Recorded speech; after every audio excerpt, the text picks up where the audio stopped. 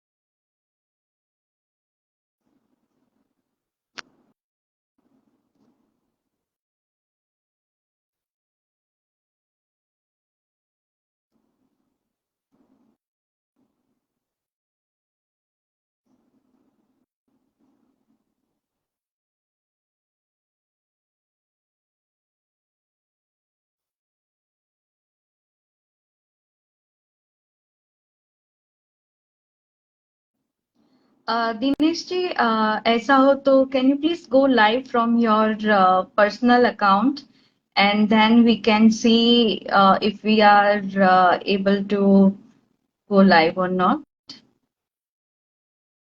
Are you guys able to see us both on the screen?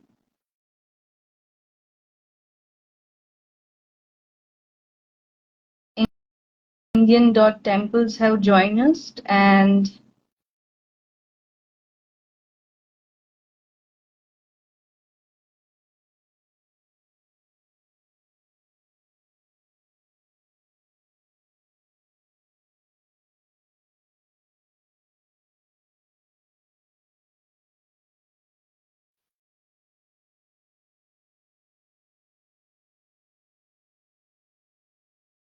okay.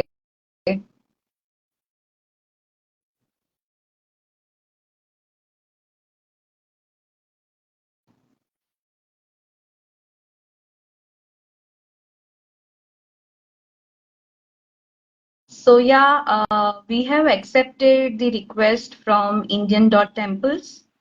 Okay, finally after all the attempts.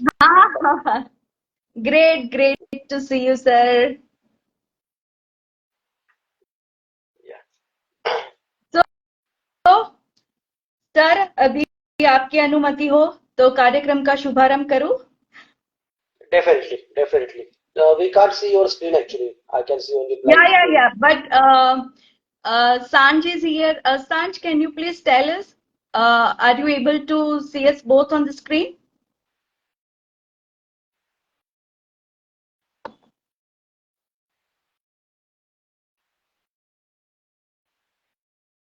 Last time we also yes. So yes, sir, we are all set. Okay, wonderful. Yeah. तो आपकी इजाजत से मैं शुरू करती हूँ आज का सत्र। नमस्ते, जी, स्वागत और Indian dot temples research and media services की तरफ से मैं निकिता शाह आप सभी का पूरे दिल से और उत्साह के साथ उष्मा भरा स्वागत करती हूँ। आज का दिन बेहद ही खास है क्योंकि आज हम मंदिर के माध्यम से दिव्य यात्रा का अनुभव करने वाले हैं और ये यात्रा का अनुभव करवाएंगे डॉक्टर दिनेश सोनी। डॉक्टर दिनेश सोनी अग्रणी विशेषज्ञ है, Indian dot temples research and media services के स्थापक है। 16 से भी अधिक उन्होंने पुस्तकें प्रकाशित की है। ज्यादातर साइकोमेट्रिक हिस्ट्री और माइथोलॉजी के जर्नल पर उन्होंने पुस्तकें लिखी हुई है। 50 से भी अधिक पुरस्कारों से सम्मानित है। इनमें से मैं कुछ चुनिंदा पुरस्कारों के बारे में बात करूं तो लोकमत डिजिटल इन्फ्लुएंसर 40 अंडर 40 जैसे बड़े रिकॉग्निशन से वे सम्मानित है और आज हम सब बेहद ही भाग्यशाली है क्योंकि आज वे हमें एक दिव्य यात्रा का अनुभव करवाने वाले हैं। तो सर आपको हम रिक्वेस्ट करते हैं कि ले जाइए हमें मंदिरों के माध्यम से आध्यात्मिक और सांस्कृतिक दिव्य यात्रा पर। Thank you very much. मेरी हिंदी उतनी ज्यादा कंफर्टेबल नहीं है और मेरी में बोलते बोलते हिंदी और इंग्लिश के बीच में शिफ्ट करूंगा। बिल्कुल। So हम इसे क्वेश्चन आंसर सेशन के फॉर्म में रखेंगे तो ऑडियंस के लिए भी बहुत इजी होगा, बहुत बेटर होगा ऐसे मुझे लगता है। तो सर सब जी सर ये पूरा सत्र का आयोजन खास तौर पे आपके लिए किया गया है क्योंकि हमें आपकी कहानी में ज्यादा दिलचस्पी है। तो ये पूरी सफर किस तरीके से शुरू हुई, किस तरीके से इंडियन डॉट टेम्पल्स का जन्म हुआ और किस तरीके के आपका लगाव मंदिर संस्कृति के प्रति बढ़ा, तो उसके बारे में आप हमें बताइए। एक्चुअली मेरी जो ऑर्गेनाइजेशन है Indian dot temples research and media services, it is involve in it started with social media. Actually हमने शुरुआत सोशल मीडिया से की थी, बट धीरे धीरे हमने रिसर्च में भी काफी कुछ काम किया है।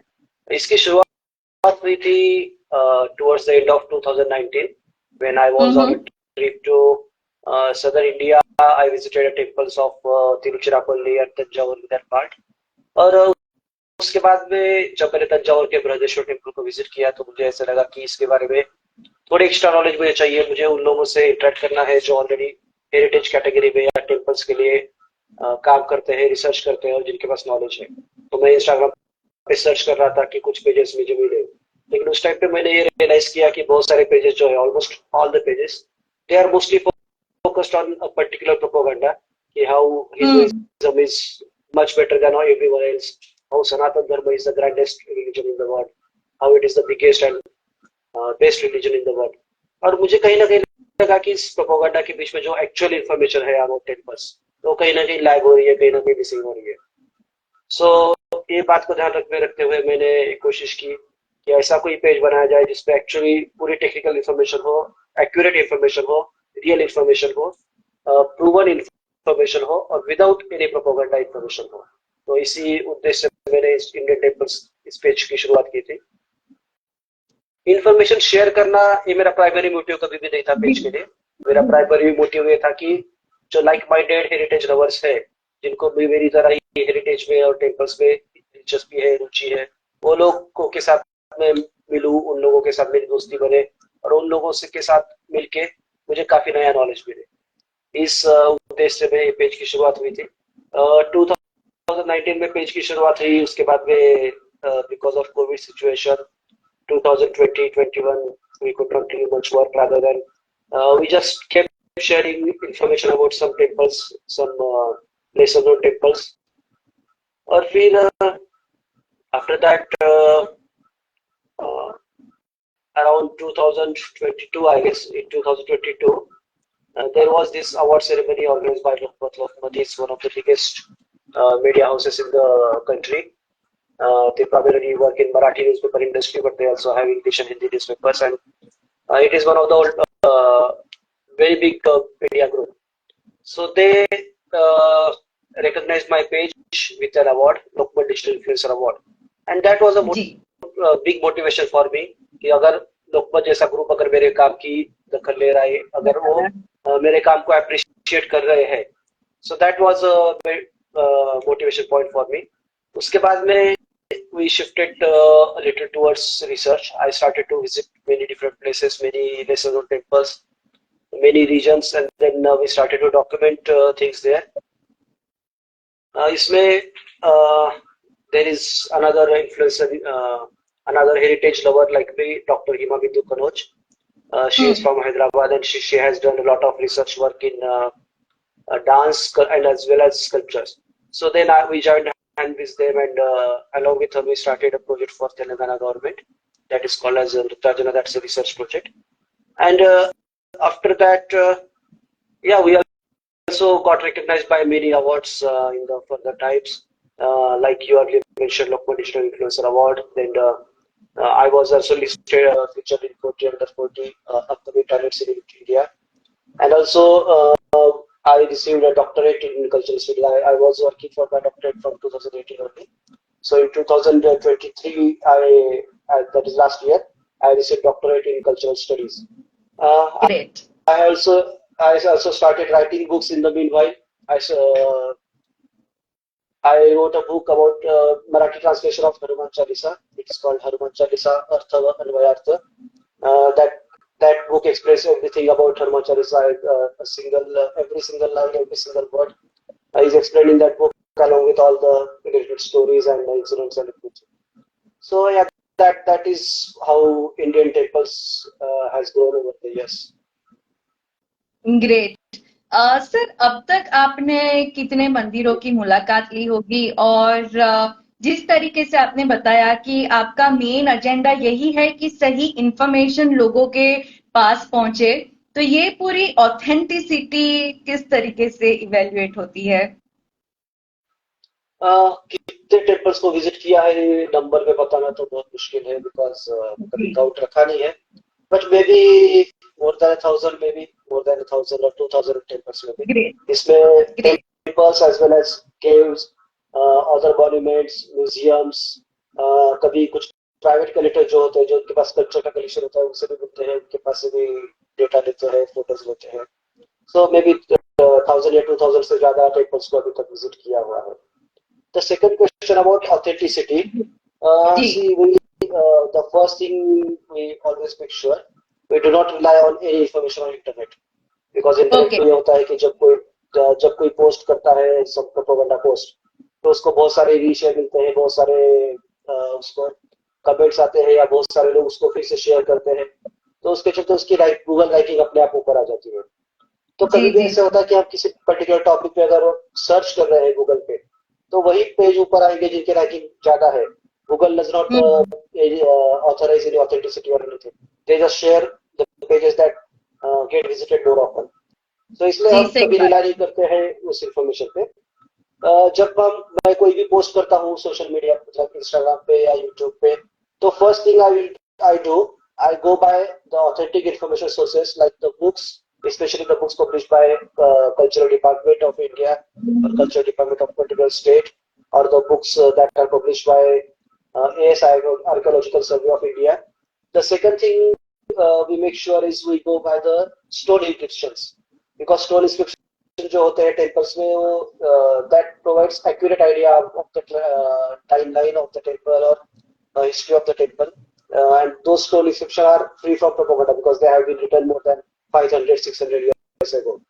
So ये important होता है कि कहाँ से हम information ले रहे हैं, what source we are using for our information, and that provides the touch of authenticity to everything we post.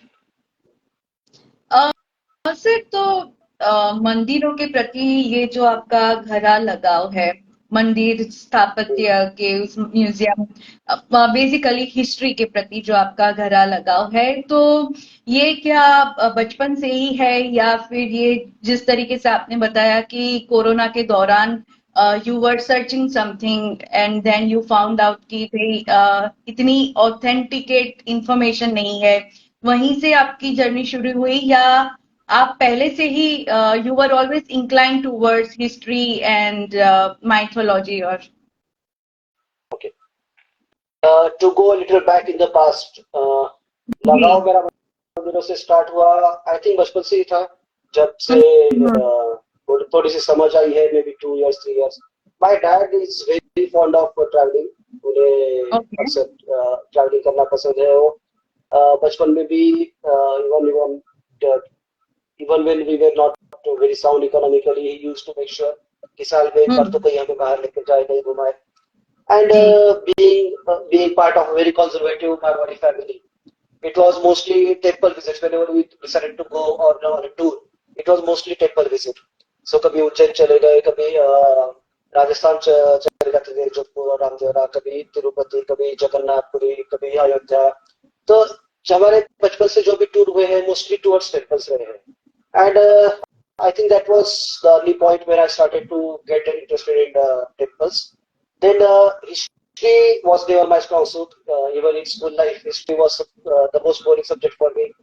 Usually मुझे history में बहुत कम मार्क्स आते थे, and I was never very much interested in history. But during my graduation times, I was living in Pune at that time, and I started to explore the forts around Pune. So Chhatrapati Shivaji Maharaj stronghold रहा है पूरा region, and they have built many forts. They have renovated many forts in that region. तो जब मैं forts को visit करने जाता था, तो उस टाइम पे एक अलग सा attraction develop होते गया towards those structures. And जब वो structure के साथ attachment develop हुआ, तो उसके बाद में I started to find the history behind those structures, and that was the point when I started getting interested in this. Indian temples तो काफी बाद स्टार्ट हुआ towards 2019, but all this interest, all this knowledge was back there in my mind. I just got a way to express myself. I just got a way to express myself through social media post COVID maybe. सो मतलब ये कह सकते हैं कि Indian dot temples की प्रेरणा का बीज बचपन से ही था। And yes, we can say that. तो सर आपने सैकड़ों मंदिरों की मुलाकात ली है, मतलब इंडियन टेम्पल्स के माध्यम के द्वारा। 5 ऐसे मंदिरों के बारे में आप जानकारी देना चाहोगे जिसकी मुलाकात लेना हर सनातनियों के लिए आवश्यक है? मतलब बेसिकली हर लोगों को ऐसे 5 मंदिरों की मुलाकात लेनी ही चाहिए। अगर मैं I mean, if I go by archaeological point of view or architectural point of view, जो कि मेरा प्राइमरी सब्जेक्ट है, तो there are temples in Bhubaneswar and around Bhubaneswar, Puri and Konark. So that would be one belt. Second would be the Hoysara temples of Halebeedu, Somnathpura, and Belur in Karnataka. So that could be another point one if one wants to visit. Then there would be temples of Tanjavur and Tiruchirappalli. They are also very rich in terms of archaeology and architecture. This is in Tamil Nadu. Then Maharashtra maybe there are some temples around Nashik. So Trambakeshwar is a very well-known spot, but around Trambakeshwar there are places like Anjaneri or Sinnar. These are also very beautiful temples. Actually, it's very difficult to list out 5 or 6 or 10 because there are so many temples all over country, and I'm just in love with every single of them. So I can't really narrow it down to 5, 6. और अगर मैं बात करूँ spiritual angle से, spirituality की तरफ से, तो आई थिंक अपने स्पिरिचुअल टेक्स्ट राइटिंग्स में लिखा गया है 4 धाम के बारे में या 12 ज्योतिर्लिंग के बारे में. So that list is very good actually, because 4 धाम जो होते हैं अपने 4 अलग-अलग दिशाओं में एस्टैब्लिश है. So towards east there is Jagannath Puri, towards west there is Dwarka, towards north this Badrinath, and towards south there is Rameshwaram. So if you visit these four corners of the country, you will explore a lot of beautiful temples around that part as well. Or maybe 12 ज्योतिर्लिंग जो लिखे गए हैं. So even 12 Jyotirlinga are situated in that way geographically. So we'll explore a lot of part of country. Great. Sir, हम जब even just to add, sorry for interrupting you. बिल्कुल. Just one addition to this. There are Saptapuris in our tradition. Saptapuris like 7 holy cities. So Dwarka is there, Ayodhya, Kashi, Kanchipuram, Haridwar. So even visiting these Saptapuris would be a very good spiritual experience. Ji sir. Sir हम जब भी मंदिर में जाते हैं तो एक अलग ही प्रकार की सकारात्मक ऊर्जा जैसे भीतर संचार हुई हो, वैसा कई बार हमें महसूस होता है.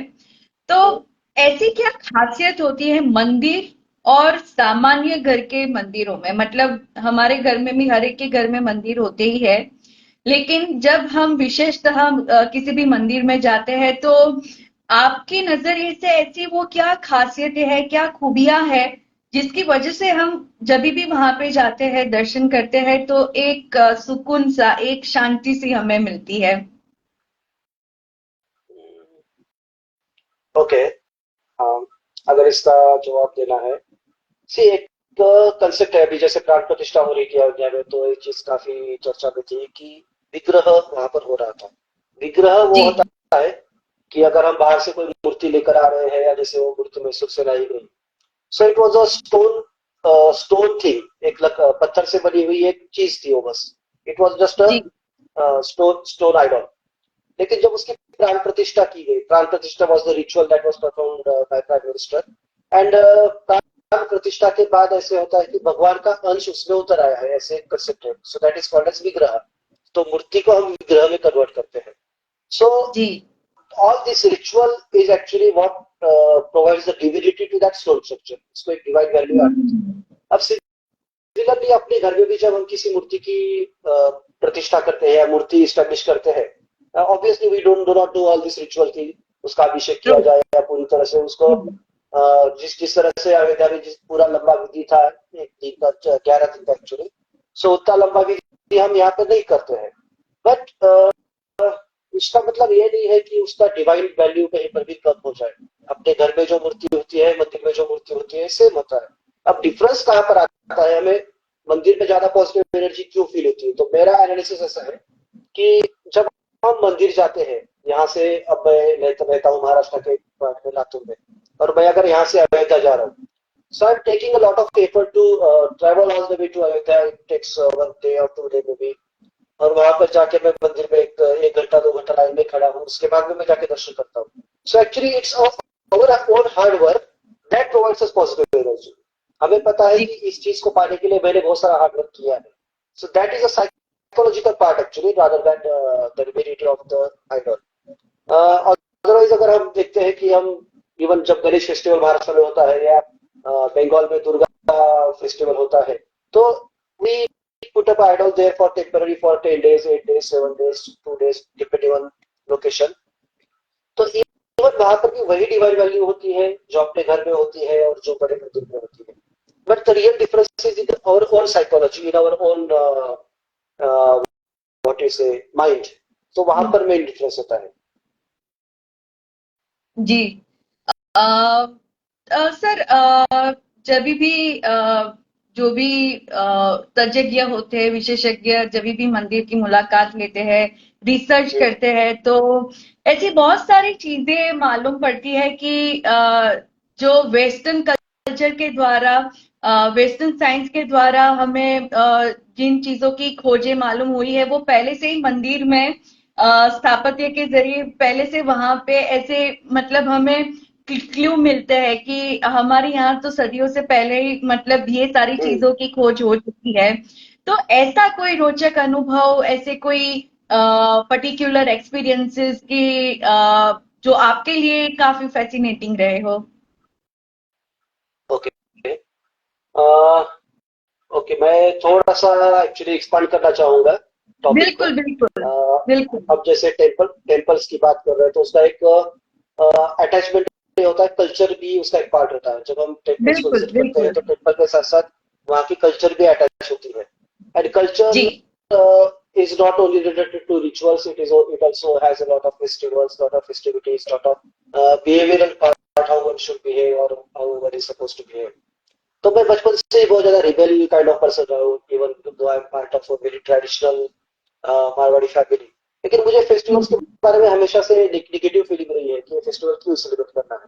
So now okay, after I started researching on the temples and archaeological part, तो उस टाइम पे मुझे रियलाइज हुआ कि अपने कल्चर में जो बहुत सारी चीजें हैं, दैट जी, actually a lot to do with the science, medical science, or maybe the environmental science, and also about uh, taking care of our own body and our own mind and our own life.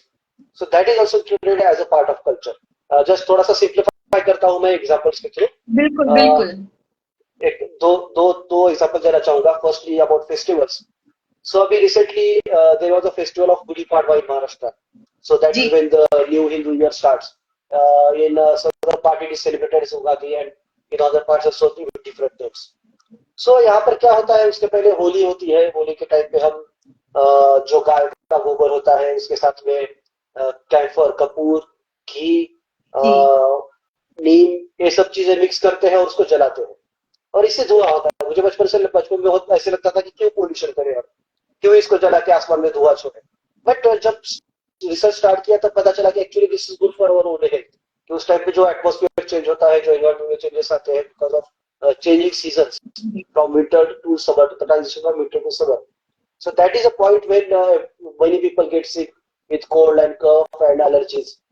So उस allergies को कम करने का एक तरीका अपने ऐसे ने बहुत पहले से बना के रखा है। और इवन जी, Gudi Padwa, even during Gudi Padwa, the tradition here is, जो नीम के पत्ते होते हैं, नीम के पत्तों को पानी में भिगा के रखा जाता है और उसको एज ए तीर्थ लिया जाता है भगवान के सामने रख के। तो actually Neem is also use in similar way, कि ताकि अपनी बॉडी अंदर से प्यूरिफाई हो और ज्यादा हेल्थी बने।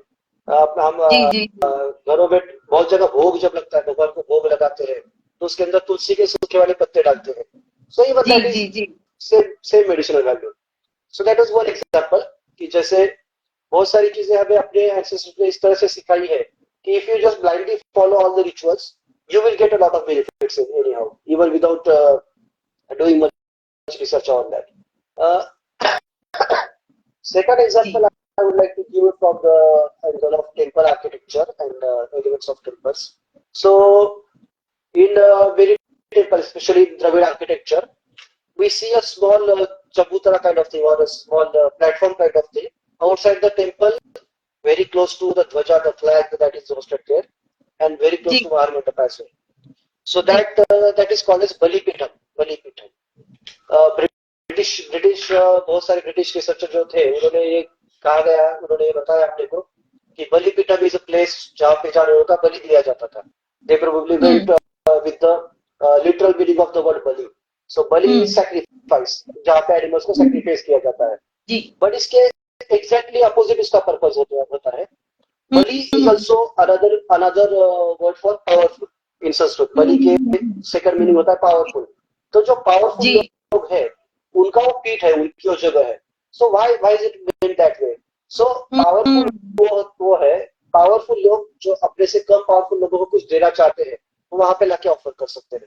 सो even today we visit temples, आप ये देखोगे कि जो लोग मंदिर में जाते हैं तो जाते जाते कुछ गहू ज्वारी या कुछ भी छोटा छोटा चीजें वहां पे रख देते हैं, तो जिससे जी कि जी जी बर्ड्स जी जो आते हैं उनको खाने के लिए वो मिले.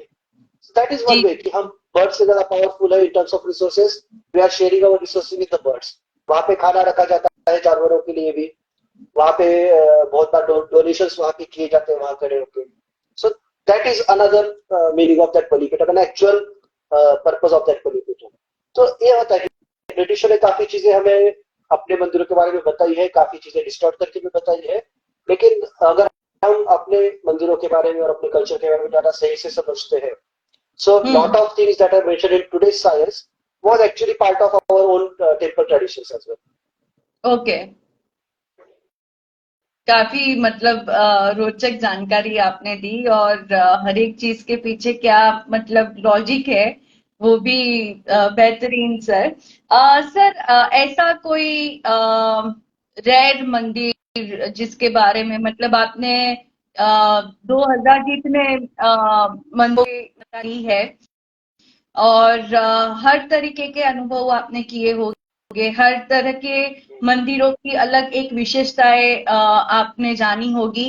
लेकिन ऐसा कोई विशेष मंदिर जो बहुत ही ज्यादा मतलब इतना लोगों को उनके बारे में जानकारी ना हो बट एक अलग ही विशेष अनुभव देता हो, रेयर मंदिर जिसको हम कह सकते Okay. हैं, rare temple.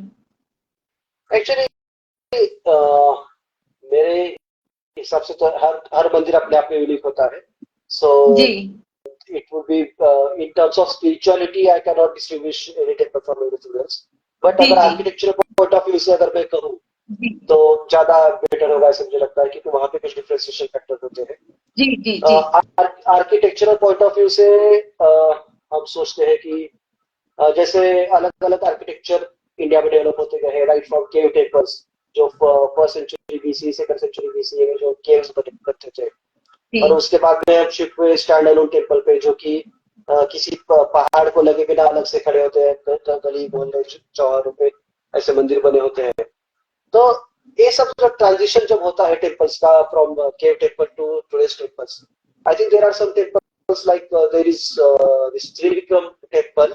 It is situated in Ter, that is a small town in Maharashtra.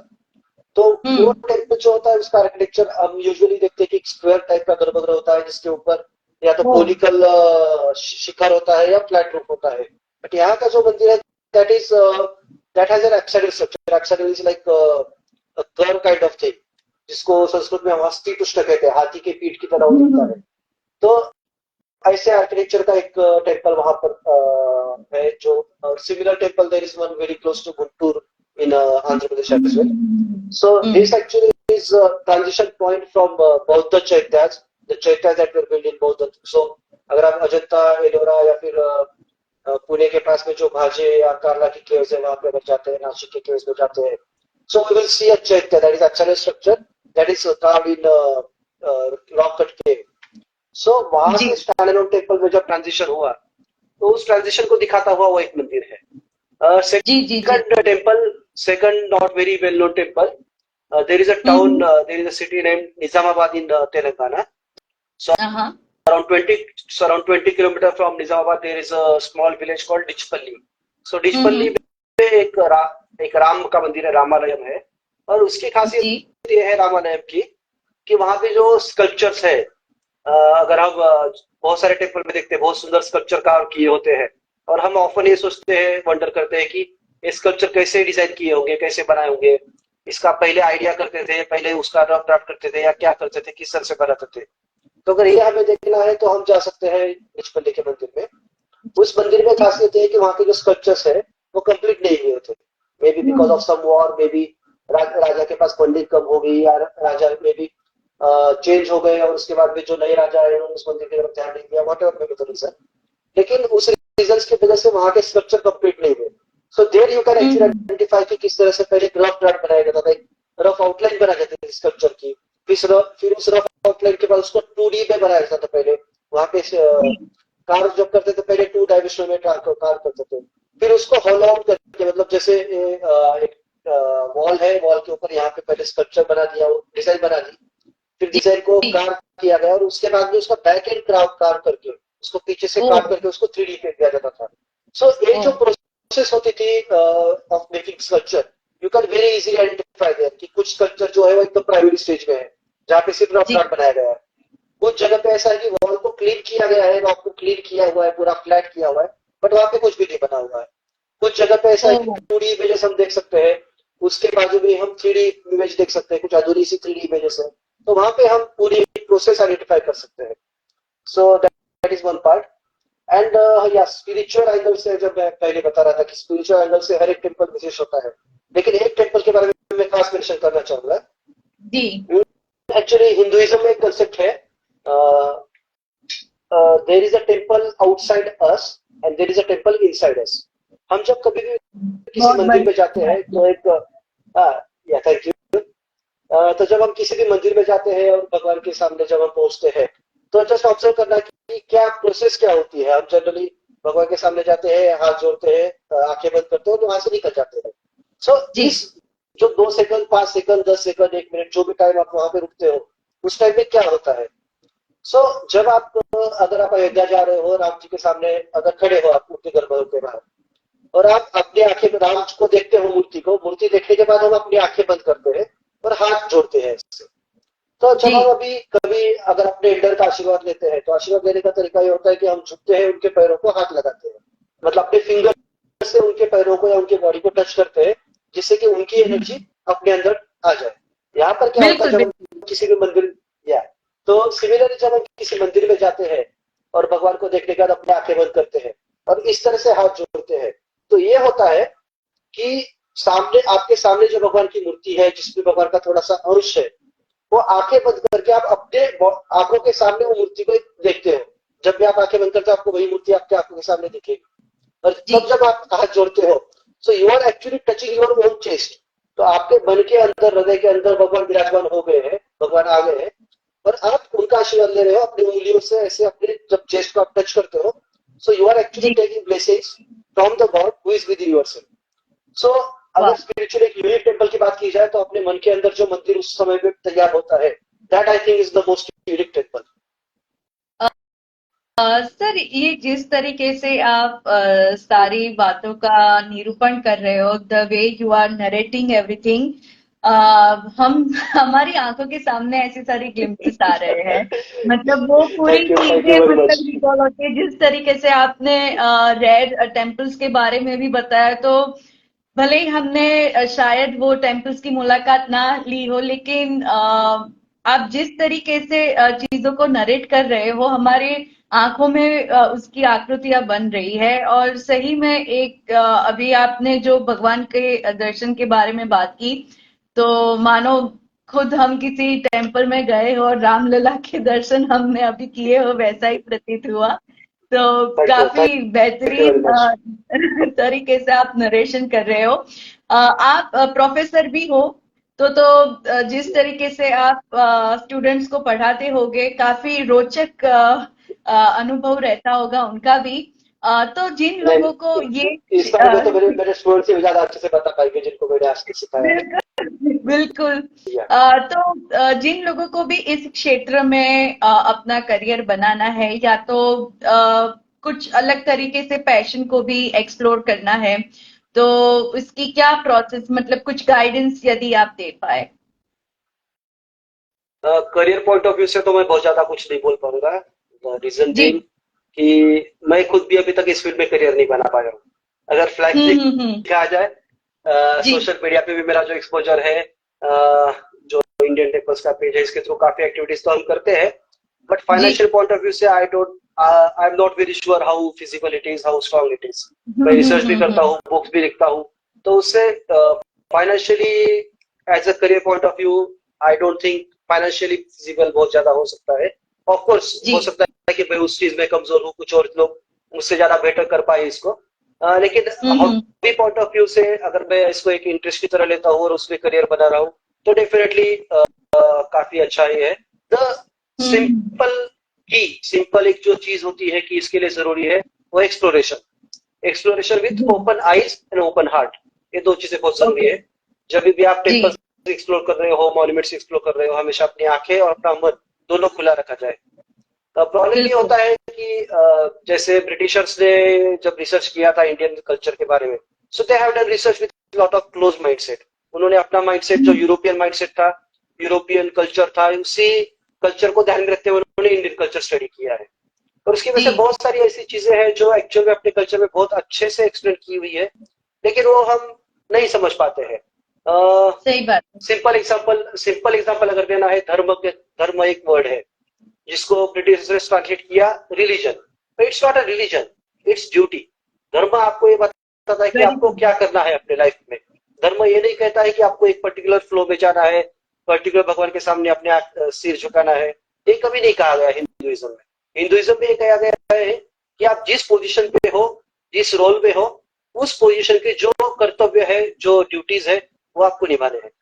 So similar way, जैसे ब्रिटिशर्स ने अपना माइंड क्लोज रखा था बहुत ज्यादा, वैसे क्लोज माइंड से अगर आप रिसर्च करोगे, you will never get to learn anything new, you will never be able to give something new to the society. तो हमेशा अपना माइंड ओपन रख के अगर आप एक्सप्लोर कर रहे हो चीजों को, definitely new ways will come up, नए नए आयाम आपके लिए खुलते जाएंगे और आप डेफिनेटली काफी अच्छा करियर इसमें बना सकते हो, ऐसे मुझे लगता है। काफी महत्वपूर्ण बात की, जैसे शुरुआत में ही आपने बोला कि आप मतलब जिस तरीके से आपकी बात हो रही है, आप काफी नॉन बायस्ड एक एटीट्यूड से ये पूरा एक्सप्लोरेशन कर रहे हो, जहाँ पे ओपन हार्ट, मतलब ये काफी महत्वपूर्ण बात है कि कोई भी विषय क्यों ना हो, जब भी हम खुले दिमाग और खुले हृदय से सारी चीजों को समझना शुरू करते हैं, तो वो हमें एक अलग ही दिशा और सही दिशा की ओर लेके जा सकते हैं। सर, तो इंडियन डॉट टेम्पल्स के जरिए आपने एक मुकाम हासिल किया है, लेकिन हमें ये भी पता है कि अभी और भी ज्यादा चीजें एक्सप्लोर करनी है। तो कोई ऐसा विजन है, या तो कोई ऐसे गोल्स है जो इंडियन डॉट टेम्पल्स के जरिए आप हासिल करना चाह रहे हो। गोल्स तो एक्चुअली काफी सारे हैं, गोल्स बहुत सारे हैं। जी। लेकिन मैं जी। अपने आप को रिस्ट्रिक्ट नहीं रखना चाहता कि मैं इंडियन टॉप टेम्पल्स के थ्रू अचीव करूँ। जी। बिकॉज जस्ट लाइक जब मैं एक्सप्लोरेशन में जो जितना ऊपर माइंड सेट रखता हूँ, उतना मुझे लगता है कि अचीवमेंट्स के लिए भी रखना चाहिए। मैं बहुत सारे अलग अलग ब्रांड्स के साथ, बहुत सारे अलग अलग ऑर्गेनाइजेशन के साथ में टाई अप करता हूँ, उनके साथ मिलकर काम करता हूँ। Because Indian dot temples research and media services जो ऑर्गेनाइजेशन है, it's a very very small group, very small organisation, और मैं इससे बहुत ज्यादा अचीव नहीं कर सकता हूँ। तो that is hmm. First part. Now second part, talking about my goals. जी। मेरे पर्सनली पर्टिकुलरली बहुत ज्यादा गोल्स नहीं है, मैं सिर्फ एक्सप्लोर करता हूँ। मैंने कभी कोई टारगेट ऐसा नहीं रखा था, लेकिन मैं ये कोशिश जरूर करता हूँ कि जब एक्सप्लोरेशन के टाइम पे, ट्रैवलिंग के टाइम पे मुझे कुछ टेम्पल्स अगर खराब हालत में दिखते हैं, तो उसका रिनोवेशन के लिए कोशिश की जाए। और रिनोवेशन जी। भी जब होता है, तो आजकल एक फैड हो गया है कि जो भी पुराने मंदिर टूट जाते हैं उसकी जगह सीमेंट कंक्रीट के नए स्ट्रक्चर्स खड़े कर दिए जाते हैं।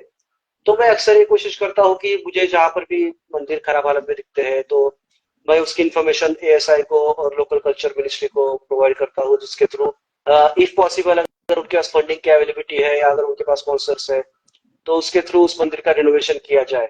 कुछ जगह पे इसके बारे में अच्छा काम हुआ है, कुछ जगह पे जैसे मैंने फीडबैक दिया था, रिक्वेस्ट की गई थी, उसके ऊपर एक्शन भी हो गई हुई है, कुछ नए टेम्पल्स जनरेट हुए हैं। कुछ जगह पे जो स्कल्पचर्स मुझे ओपन में दिखते थे, पड़े हुए दिखते थे, और जो काफी इंपॉर्टेंट स्कल्पचर्स भी खेतों में पड़े होते थे, तो उनको वहां से पिकअप करके कहीं म्यूजियम में या किसी मंदिर में एस्टेब्लिश किया गया।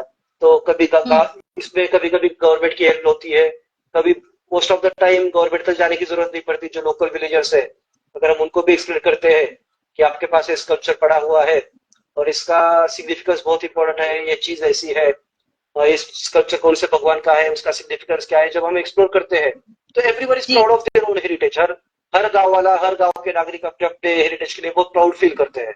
तो उनको खुशी होती है, फिर बिल्कुल वो स्कल्पचर वहां से उठाते हैं, गांव में जो भी मंदिर है वहां पे रिस्पेक्ट के साथ उसको रखा जाता है। So that is one thing we try. और मेरा सपना यही है कि आने वाले कुछ सालों में कहीं पर भी ओपन में कोई स्ट्रक्चर ऐसे स्कल्पचर्स पड़े हुए ना मिले। हर जो भी स्कल्पचर है जो खेतों में पड़ा है या कहीं ओपन लैंड में पड़ा हुआ है, उसको या तो म्यूजियम में या मंदिर में एक रिस्पेक्ट की जगह मिले। एक मेरा बिल्कुल। सपना है जो कि मैं कोशिश करते रहता हूँ कि पूरा हो। सर, आपने मंदिरों के लिए बहुत नजदीक से काम किया हुआ है, जाना है, समझा है, एक्सप्लोर किया है। तो आपको पता है कि कुछ मंदिरों की हालत अच्छी नहीं होती है, मतलब उनको मेंटेन करना, सस्टेनेबल बनाना काफी डिफिकल्ट होता है। लेकिन अभी कुछ सालों से हमने ये भी देखा है कि आ, हम इस सोच के थोड़े गुलाम बनते जाते हैं कि हमें मंदिर क्यों जाना चाहिए। मतलब आप अपने भगवान को, अपने इष्ट देव को अपने हृदय में ही जाके, अपने हृदय से ही ढूंढे। तो मंदिर जाना थोड़ा कम करने की शायद वो सोच काफी हानिकारक लगती है, क्योंकि हमारा ये मानना है और आज की जो यंग जनरेशन है उनका ये मानना है कि मंदिर जाना ही चाहिए और कुछ कंट्रीब्यूट भी करना ही चाहिए, अनुदान करना ही चाहिए, क्योंकि ये हमारी एक सामूहिक जिम्मेदारी है। क्योंकि मंदिर को चलाना और उसको सस्टेनेबल बनाना भी काफी आवश्यक होता है। तो इसके बारे में यदि आप कुछ बताना चाहो, क्योंकि आपने खुद बताया कि ऐसे बहुत सारे मंदिर होते हैं जहाँ पे रिस्टोर करना काफी मतलब आवश्यक रहता है। ओके, तो आपके दो क्वेश्चन इसमें है। फर्स्ट पार्ट इज जी, मंदिर क्यों जाना चाहिए, और दूसरा पार्ट बिल्कुल मंदिर को डोनेशन करना चाहिए या नहीं करना चाहिए। बिल्कुल तो फर्स्ट पार्ट जो है मंदिर क्यों जाना चाहिए, उसका जवाब आपके क्वेश्चन में ही था। एक्चुअली आपने एक वर्ड यूज किया कि अपनी एक जी सामूहिक जिम्मेदारी है। जी सामूहिक मतलब समूह वर्ड से वर्ड आता है सामूहिक। तो जी। टेम्पल जो है, it is not a religious entity, एक रिलीजियस जगह ओके नहीं है। मेरा मानना ओके। है या डेफिनेटली रिलीजियस या डिवाइन या स्पिरिचुअल एंगल उसमें इन्वॉल्व होता है, but that is not the hmm only thing about temples. Temple एक सामूहिक जगह, एक सोशल प्लेस है। So where people from hmm. Different field, people from different families, people from different regions come together. और एक coming together is a very important part of any society. Very true. अगर हम थोड़ा सा पास पे जाते हैं, मैं जैसे हिस्ट्री में अगर थोड़ा सा पास पे जाते हैं, मे बी 1000 years और 1500 years ago और 1200 800 years ago, स्पेशली बेबी से 7th और 8th सेंचुरी के बाद का हम अगर सोचते हैं, तो टेम्पल्स ये जो एंटिटी है, एक चीज है, that was not only limited to a religious place. वहां पे ओके। लोग एक साथ आते थे, social point of view was there. वहां पे एजुकेशन दिया जाता था, so it was an educational institute. वहां पे जो हम्म।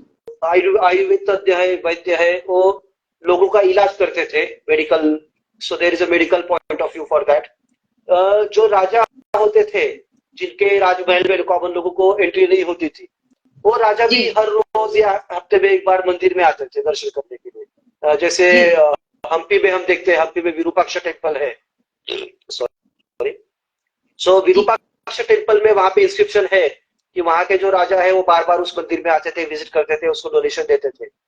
तो जब राजा वहां पे आ रहा है उस मंदिर में, तो कॉमन लोग अपने प्रॉब्लम राजा के पास वहां पे कम्युनिकेट कर सकते थे। बहुत बार ये होता था कि कॉमन लोगों का राजा का संपर्क नहीं होता था। तो यहाँ पे पुजारी एक इम्पोर्टेंट रोल निभाते थे। जो मंदिर के पुजारी होते थे, लोग अपनी प्रॉब्लम पुजारी को बताते थे, और जब राजा वहां पे दर्शन करने आए तो पुजारी उनको कहता था कि महाराजा इन दिनों दुष्काल बहुत हो रहा है, सूखा बहुत पड़ा हुआ है, तो अगर आपसे कुछ हो सकता है तो लोगों को मदद कीजिए। या कभी बोलते थे कि सर बाढ़ की वजह से कुछ लोगों का नुकसान हो गया है, अगर आपको समय है तो जाके उनसे मिल लीजिए। So this there was a communication point of view to all this thing. तो लोग अपने प्रॉब्लम राजा तक पहुंचाने के लिए मंदिर का इस्तेमाल करते थे। अगर आप देखते हैं बहुत सारे टेम्पल्स में, टेम्पल के बाहर के साइड में या टेम्पल के अंदर भी वाटर रिजर्व होता था बहुत बड़ा। अभी कुछ देर पहले हम जो बात कर रहे थे कि साइंस की बात करते हैं कि साइंस को किस तरह से इंकॉर्पोरेट किया गया है मंदिरों में। तो rain water harvesting is a new concept जो पिछले 100-150 सालों में बहुत पॉपुलर हुई है, और अभी तो बहुत ज्यादा पॉपुलर हुई है because of all the drought situation in many parts.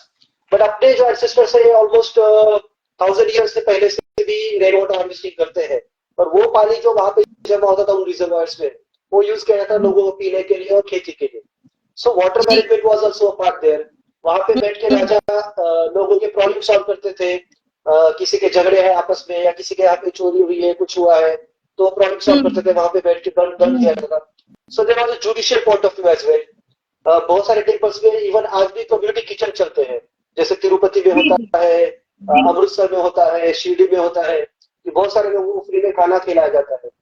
It is not limited to only religious aspect. There are multiple different aspects to every temple. जी जी, सही बात है। इसमें आए हैं जी।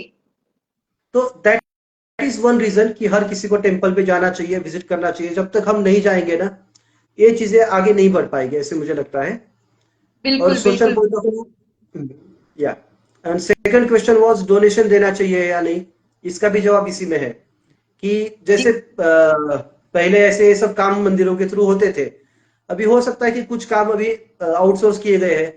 जो फाइनेंशियल पॉइंट व्यू है, फाइनेंशियल पॉइंट ऑफ व्यू भी होता था, वहां से लोगों को लोन दिया जाते थे मंदिर के थ्रू। जब लोगों को पैसों की जरूरत होती थी, मंदिर से पैसे लेके जाते थे और वापस लाके मंदिर में जमा करते थे। सो इवन ये भी पॉइंट ऑफ व्यू है। तो आज भी बहुत सारे काम इनमें से मंदिरों के थ्रू होते हैं, और जब हम डोनेशन देते हैं मंदिरों को, तो उसी के थ्रू ये सब काम किए जाते हैं। तो मुझे लगता है कि हर किसी ने डोनेशन देते रहना चाहिए। बिल्कुल बिल्कुल। तो सर, आज का ये जो पूरा सत्र रहा है, ये काफी रोचक, और मैं तो ये कह सकती हूँ कि आंखें खोलने वाला हुआ है, क्योंकि हर एक चीज को लेके हमारा बहुत एक सीमित नजरिया रहता है। हम एक ही ढंग से हम चीजों को देखना चाहते हैं, लेकिन आज के पूरे सत्र से हम ये सीख पाए हैं कि किस तरीके से खुले दिमाग, खुले हृदय से, और किस तरह हम सारे अपने खुले सेंसेस से चीजों को हम समझे, पढ़े और अपने लाइफ में उतारे और कुछ अच्छा बेहतरीन करे। सर, काफी ज्ञान आपने दिया है, और हमारी लाइफ में ये काफी महत्वपूर्ण रहने वाला है। हम अपने सत्र की अंत और आगे बढ़ने वाले हैं। तो सर, ये मुझे जानना है, भले ही आपने ये कह दिया कि इंडियन डॉट टेम्पल्स एक छोटा सा ग्रुप है, मतलब it is one of the initiatives of yours, लेकिन इनके माध्यम से, मतलब इंडियन डॉट टेम्पल्स के जरिए आपके जीवन में किस तरीके के बदलाव आए, फंडामेंटल लेवल पे, ऐसे व्यक्तित्व में, या किस तरीके से? ओके, फर्स्ट कुछ देर पहले मैंने बताया था ऑलरेडी, जब मुझे अवार्ड्स मिले इस पेज के थ्रू, तो कॉन्फिडेंस लेवल काफी मेरा बूस्ट हुआ उसके चलते, और same confidence level reflected in everywhere else. Second part, मुझे इस पेज के थ्रू बहुत सारे अच्छे दोस्त मिले, बहुत सारे अच्छे फ्रेंड मिले जो कि मेरी तरह हेरिटेज में काफी इंटरेस्टेड है। तो जब साथ में एक्सप्लोर करते हैं तो काफी कुछ नई चीजें सीखने मिलती है। So for knowledge enhancement also ये पेज का मुझे बहुत ज्यादा यूज हुआ है। थर्ड थिंग, नॉलेज शेयरिंग में भी काफी चेंजेस हुए हैं। In fact we are also starting with book publishing. ये होता है कि अपने यहाँ पर जो बुक्स अवेलेबल है, टेक्निकल बुक्स काफी कम अवेलेबल है। तो Indian dot temples research services जो है, we are also in process of research book publishing, जिसमें अभी एक मेरे अपकमिंग 3 बुक्स आने वाले कुछ टाइम में आने वाले हैं। The title is elements of Indian temples. तो जब हम मंदिरों को विजिट करते हैं, टेम्पल्स को विजिट करते हैं, तो काफी सारी चीजें होती जो हमें समझ में नहीं आती कि इसका पर्पस क्या है, या ये पर्टिकुलर सेक्शन किस लिए बनाया गया है, इस सेक्शन का यूज क्यों होता था। फिर अलग अलग स्कल्पचर्स होते हैं, अलग अलग आर्ट एलिमेंट है, अलग अलग रिचुअल्स है। तो इस सबको हम एक्सप्लेन करना चाहते हैं अपने रीडर्स के लिए। Another book I am not really allowed to announce it yet, but there is a very amazing book that is coming up, and that is being written by one of the Hyderabad-based researchers. She has requested me to not announce the book yet, but that is going to be a very amazing book for anyone who is interested in the dance and sculpture, both things. So that book we are publishing, and that would be a very amazing book for all the readers. So I think knowledge sharing is also एक streamline मिल गया है knowledge sharing के लिए social media के through और books के through भी. So that is one change. Yeah, that is almost everything. And recognition तो obviously मिलता ही है जब गवर्नमेंट ऑफ अलग अलग स्टेट गवर्नमेंट्स हमारे काम की दखल लेते हैं, हमें अप्रोच करते हैं, हमें रिसर्च के लिए इनवाइट करते हैं, या इवन सेंट्रल गवर्नमेंट के थ्रू भी कोई कुछ कम्युनिकेशन किए गए हैं फॉर डिफरेंट रिसर्च एक्टिविटीज. तो वो एक रिकॉग्निशन जो होता है, that is very special in itself. और इंटरनेशनल लेवल पे भी आपको रिकॉग्निशंस मिले हैं, वहां पे भी आपको इनविटेशंस मिलते हैं to conduct sessions and everything. तो yes, I also received felicitation from a university in Taiwan.